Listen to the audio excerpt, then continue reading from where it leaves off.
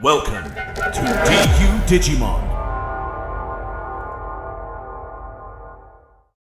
Hello and welcome to DU Digimon and welcome to another deck profile. If you're liking our content, please make sure to like, subscribe and ding that notification bell so you're not missing out on any of the latest content. We are still on deck profiles for a wee bit whilst we're still waiting on the physical cards for BT17. By the time this video has come out, those cards should be out. In the present, when I am recording, they should be out on Friday, the 16th. It's well overdue. I cannot wait for them to be available. And whilst I desperately scramble to get a veritable shit ton of super rares and secret rares for all the decks that I'm building / updating. Anyways, this is Gallantmon. Gallantmon is one of the decks that has been probably the most popular on kind of deck on the channel, really, the archetype. Both of the previous profiles we've done on them have been our biggest videos, pretty much, I'm fairly sure. One profile was done by Sam, one profile was done by Alex, and this profile is being done by me with their advice. Because basically, with the sad truth of Megidramon Ace not being available for our BT17 format, it won't be available until the reprint set in December. Neither of them are that interested in playing Gallantmon. Sam's mainly playing his Aegis-dramon and his Plesiomon stuff. Alex is mainly playing his Megasu stuff. Let us know if you guys want to see any sort of updated profiles for those. For Aegis-dramon, you can actually see our profile from Jank 5 that we did a couple of weeks ago. Views on that are shit, so would appreciate if some of you guys watch that. Anyways, this is my take on Gallantmon. I don't play Gallantmon, but I've played against it so many freaking times. I've got a fairly good idea of what is going on. I am cheating, just in case, because I don't know the deck as well as they do. But both Alex and Sam have helped me with kind of creating this deck. And you know, we looked at a lot of different lists that winning in Japan. Obviously, they are different because they've got the scramble cards and the Megidramons, and we've kind of gone off of playing this way. There's definitely some tech options and stuff like that I would like to also talk about along the way, but we'll get into the card by card. So going into our eggs, we played around with a few of the different eggs, but Digimon with the draw when attacking, still really good. Helps us draw for our deck, helps us get to our Takatos in theory, helps us with our overall consistency because we need to make sure we're getting our pieces in this deck for very specific kinds of plays. Next, we've got, going into the rookies, we've got 3 copies of the BT12 Gallantmon, which we still all refer to as the Bad Searcher, because it reveals the top 4, adds all of the Takatos, which sounds great, but bottom decks everything else. So it doesn't add any of your Growlmons, your Gallantmons, none of that. We don't need Digimon, according to BT12 Gallantmon. We just need Takatos. But it does have a decent inheritable, which is to give 2000 DP to your Growlmons or Gallantmons in name on your turn. So obviously that's just for your turn. So any sort of defensive plays that you've got in the deck will not be boosted by that. Then we've got the BT17 Gallantmon, which I'm just going to double check the effect on that one because it's a new card for me and I don't know it very well. But I'm fairly sure it is essentially you get to delete something with 3000 DP or less. Yep, that's the one. If you've got Takato or Gallantmon in play, and if it doesn't delete, you gain 1 memory. It's also got a great inheritable of while you have 0 memory or less, add 2000 to this Digimon's DP based deletion effects, which is massive. That really increases the barrier of what you're able to kind of delete there. Then we've got the EX2 Gallantmon, which is the good searcher. This one reveals top 4 and adds 1 Growlmon or Gallantmon in name and 1 Takato. So this one does the job that the BT12 one should, but it's older and it does it better. You know, it's not as good inheritable maybe. You know, with the when attacking, if you've got Growlmon or Gallantmon, you delete 1 Digimon with 3000 DP or less, which you could potentially boost up with the inheritable from your Growlmon, but you know, either way, you're deleting so much stuff in this deck, you don't really need to delete those additional bodies. So you know, it's not always the most important thing. Then we've got the EX4 Gallantmon. This is a backup win condition on play if the total number of cards in the trash, I believe it's 20. Let's have a little gander at that. I'm kind of doing this in a bit of a weird way because my computer hates having all of the tabs open, so do forgive me that I'm jumping around a bit. But yeah, up to 20, and then it gains rush. So if you've got 20 cards in both players' trash, this gains rush. So it's a nice little backup win condition. Really, really good. Then going into our champion lineup, we've got the Growlmon from BT12. If you don't have a Takato in play, you play one. Nice and simple. And then I believe it's got the same inheritable as its rookie counterpart, which is the DP boost. Yep, so if you've got Growlmon or Gallantmon in the name, gain 2,000, which is really good for your BT12 Gallantmon, which does have raid, but we'll get into that. Next, we're going to go into the 3 copies of the BT17 Growlmon. This one, I believe, you attempt to delete something, and then... oh, bear with me. Una momente, por favor. What is going on? Oh, no. We'll do a magic cut here. It's fine. We're cool. We're chilling. All 3 for some reason. There we go. Right, so Growlmon. When Digivolving, delete one of your opponent's Digimon with 4,000 DP or less. If this effect didn't delete, the Digimon gets 3,000 DP for the turn, so it gets huge. Also has that great inheritable, same as the Gallantmon. While you have 0 or less memory, add 2,000 to your DP-based deletion effects, which is awesome. Next up, we've got... That's the editing thing, sorry. I'm so professional. Again, I'm rushing and doing this on my lunch break when I really shouldn't be rushing and doing this on my lunch break. But I've got stuff I need to do this evening. My parents are actually in town, so I need to spend time with them. But we've got Black Growlmon at 3 copies. This one is for filling up your trash. Was really tempted to play this at a 4, but with the ratios and stuff like that, kind of ended up playing this at a 3 as well. So this one, you trash the top 2 cards of the player's decks, and then you may return 1 Gallantmon or Growlmon from your trash to the hand. Something just beeped then, you probably heard that, oh well.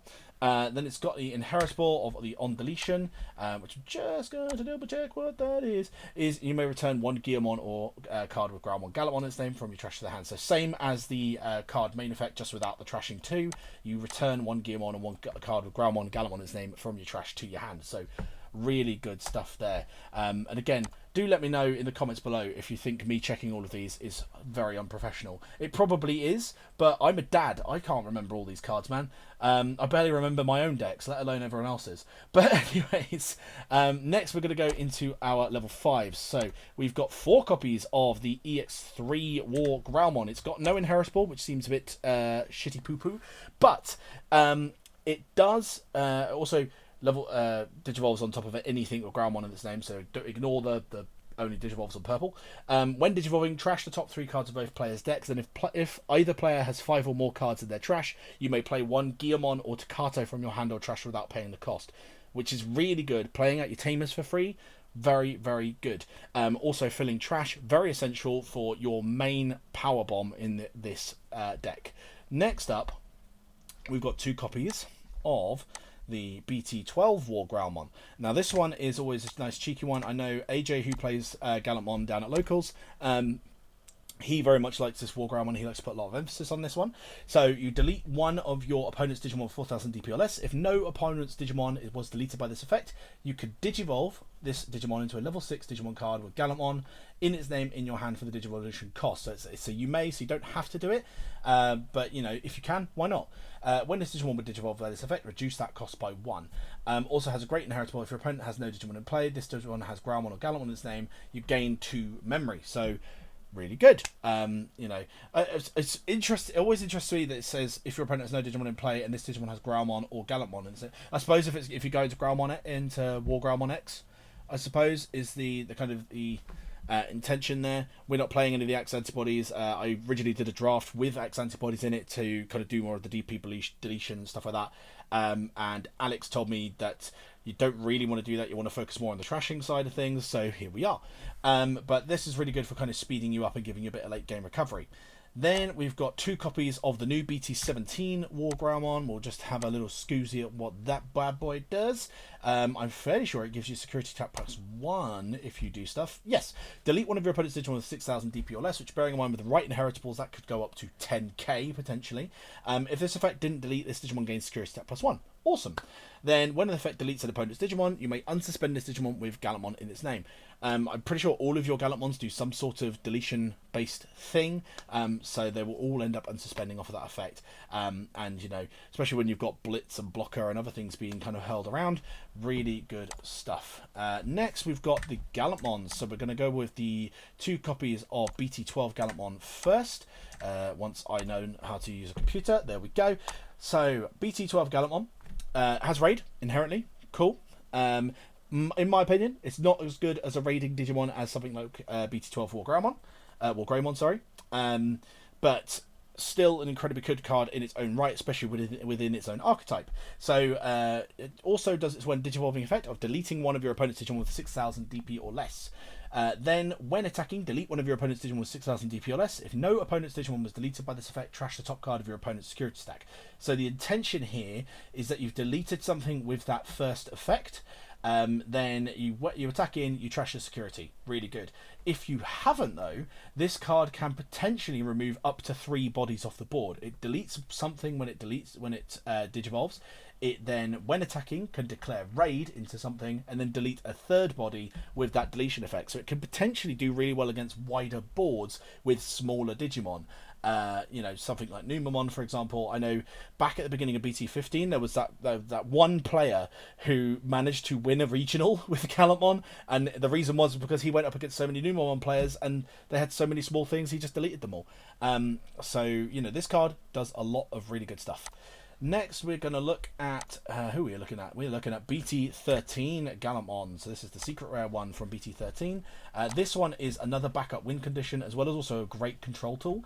When you would play this card from your hand, if you have no Digimon in play, reduce the play cost by 2 for every 5 cards in both players' trash. Because you're filling the trash so much, really good stuff. It has Rush inherently, so potentially if you Digivolve into this, it can actually get Rush and Blitz from your EX2 Takato, which is really nice.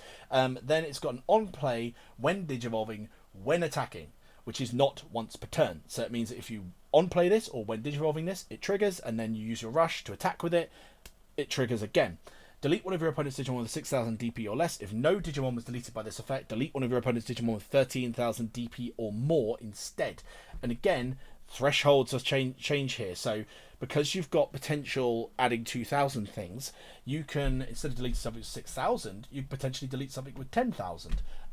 You know, and then the 13 or more, I guess that technically would go up too. Would that technically go up and screw it up? Let me know in the comments below if that would happen.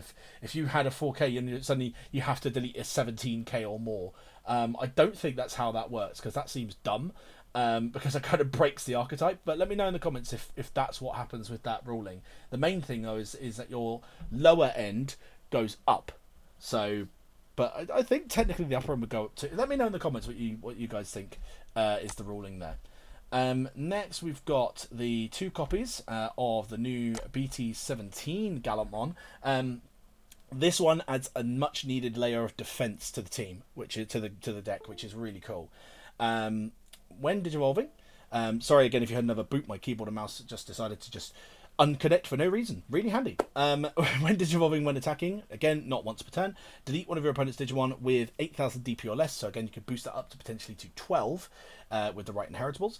If this effect didn't delete, this Digimon gains 3,000 DP and gains blocker until the end of your opponent's turn. So this goes up to 14k and becomes a blocker. Obviously all of your other DP based effects are only for the turn, I think possibly apart from the BT17 Gallantmon, but still really good to have a blocker. And then while you have 0 or less memory, this Digimon isn't affected by card effects by the effects of your opponent's cards, which is really nice. Basically an immovable big boy defending us, doing some cheeky things. Really good. Potentially unsuspend with the Gallantmon as well. The Wargreymon from BT17, really nice. And also my keyboard and mouse are just permanently disconnecting, by the way, by the looks of it. Next, we've got 3 copies of the big game ender of this deck, which is Crimson Mode Ace. Holy shnikey, this card is power creep if you've seen it. If you compare this to the old EX2 Gallantmon, it's just better in every way, other than the fact it has an overflow cost. So, obviously it could blast on top of your Gallantmons. On play, when Digivolving, choose any number of your opponent's Digimon whose total DP adds up to 15,000 or less and delete them.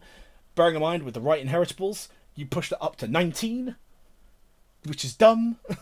And then when attacking once per turn, for every 10 cards in both players' trash one card from the top of your opponent's security stack. So again, because you're trashing stuff from each player's kind of decks and stuff like that through it with the Black Growlmon and the EX3 War Growlmon, you're just filling up the trash so you could do more and more trashing with this guy.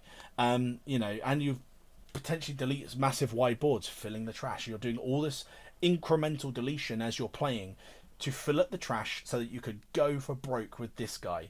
You know, obviously to do all 5 checks would be, well, it wouldn't be too difficult. You'd need half of each player's decks to be in the trash, which actually I don't think is that unachievable with this deck.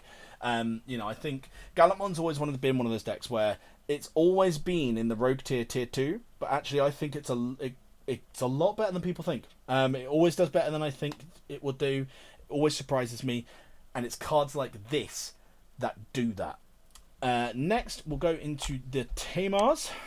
So we'll go into the EX2 first, because let's be honest, EX2 Takato is the important one. He always has been, and probably always will be, when he loads. There we go. So when an opponent's Digimon is deleted, you may suspend this Tamer to gain 1 memory, so you can potentially swing turn back to yourself if you've got enough of them.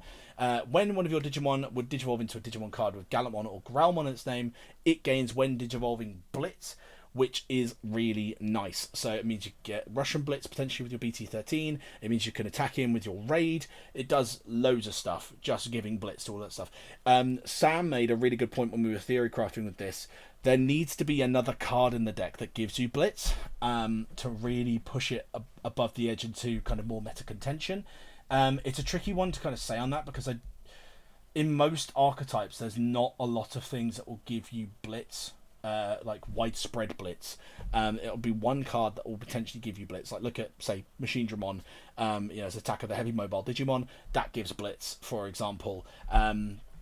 Blitz Omni is the only card in Greymon that has Blitz, usually. You know, stuff like that. So it's interesting to think about. So let us know in the comments below if you think there should be more cards that will give Gallantmon Blitz, or more cards in general that could spread Blitz to other archetypes. You know, let us know. Next, we've got the BT17 Takato, which is at 2 copies. So that is going to be when my computer decides to work. Right, we've got the BT17 Takato, there we go. If you have a Digimon with Geomon or Growlmon or Gallantmon in its name, gain 1 memory, so boosts you up a little bit. Then end of your turn by placing this Tamer and 1 Growlmon and 1 War Growlmon from your trash as the bottom Digivolution cards of one of your Geomon. That Digimon may Digivolve into Gallantmon in the hand, ignoring Digivolution requirements and without paying the cost. So if you do that with the EX2 out, you're giving it Blitz, really good. You're filling your trash up, so you're going to have that War Growlmon and that Growlmon in there for that kind of play. You can do a similar play with the BT12 Takato, so that's always one to think about in terms of your tech options. But the only real advantage of this one is you obviously get it's a memory setup. And then the other one is you do get a 2000 DP boost, so technically speaking you could say this one's better, or you could try and use them both in conjunction maybe. I think, yeah, it's up to you. I kind of prefer the BT17 one just because it's cheaper to play initially, and also kind of gives you that memory at the start of the turn. I know it doesn't set you to 3, but if you've been left on 2, it will put you to 3 anyway, and all that sort of stuff. So let me know which of the 2 Takatos you actually enjoy more. They are very similar. I think the main thing is obviously this one's end of turn, and then the BT12 one is it a suspending effect? Is it something like that? I don't know. I was just looking at it, and now this is not wanting to load. There we go. So it is start of your turn. Main once per turn by placing this. So it's a main effect, so you can use it pretty willingly. So yeah, I would honestly say it's kind of up to you which Takato you decide to use, the BT12 or the BT17. The most important one is EX2. But you know, from my perspective, BT12 and BT17 are kind of the same card. They just do slightly different things and they do the same thing and then additional things slightly differently. So it's entirely up to you which one you decide to use. I think BT13 is probably the better one just because it's cheaper to use. You know, but you know, let us know. Next, I'm gonna actually go back to that main that deck, which I've just closed down because I'm an idiot. There we go. So we've got 2 copies of Crimson Blaze. This helps you with the removal that your Gallantmons and your Growlmons and all of your other stuff might not be able to help you with. So this is just blanket, deletes everything with 6000 DP or less, and then also stops them from playing Digimon by effects. So that can be pretty handy against certain decks to kind of really shut them down. Then we've got the 1 copy of Crimson Savior.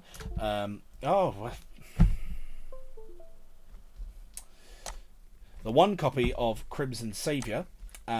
So we've got we may play 1 Geomon or Takato from your hand or trash without paying the cost. So it does help you out with playing your Tamers, which is really good.